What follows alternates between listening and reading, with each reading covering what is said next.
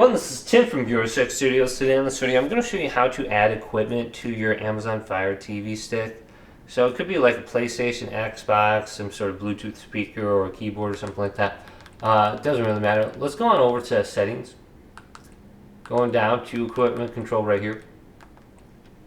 And we can go to manage equipment. And we can go to add equipment right here. So we can just decide what kind of equipment we want to add, like receiver, soundbar, cable, satellite, PlayStation, Xbox, media player, Apple TV, Roku, DVD player, Blu-ray, DVR, TV, Nintendo Switch, or Chromecast. So we can set these up and connect them to our Amazon Fire TV if we want. So most of the time you're probably just going to be connecting a soundbar or something like that, or a receiver.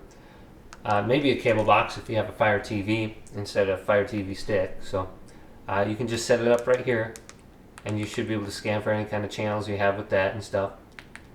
So hopefully this video did indeed help you out. If it did, leave it a big thumbs up and subscribe to my channel down below for more tech out videos coming up next on Viewer 6 Studios.